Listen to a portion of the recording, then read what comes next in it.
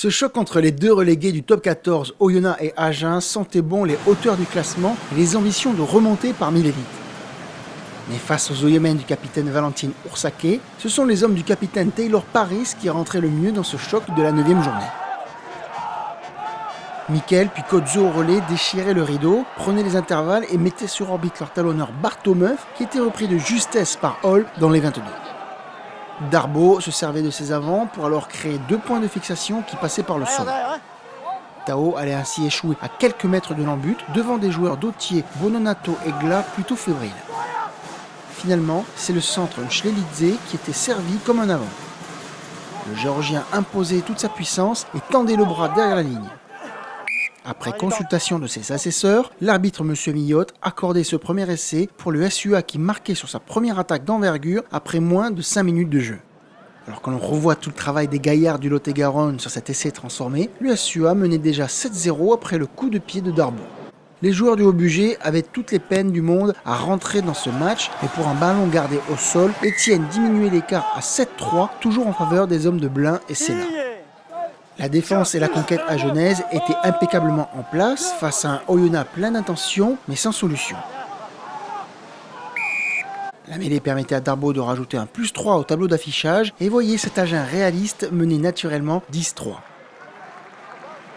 L'USO portait davantage la balle durant cette première mi-temps, mais elle ne trouvait ni espace ni solution au moment de concrétiser. Un avantage était signalé par l'arbitre dans les 22.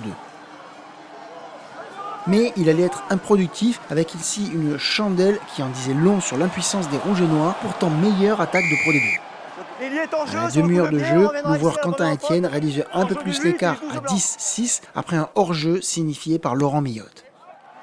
C'était d'ailleurs le score à la pause à Charles Maton. Et dans ce deuxième acte, Oyonnax faisait le siège du camp adverse et les fautes répétées avaient envoyé Tadjer 10 minutes au frigo. Les Oyomens profitaient des lancements en touche pour avancer, comme ici avec Saïx. C'est au final Ursake, bien soutenu par son talonneur McDonald, qui franchissait la ligne et le score passait à 11-10 pour Oyo. On le voit sur ces images, la clé était au ras et en puissance face à ce SUA bien organisé mais qui multipliait les fautes et peinait à se sortir de ce bourbier. 2 minutes plus tard, les avants reproduisaient le scénario.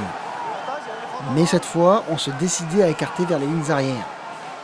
Après un ballon tombé et presque contré au pied, Dukojo récupérait l'aubaine pour aller marquer en solo grâce à ses qualités de vitesse et de puncher.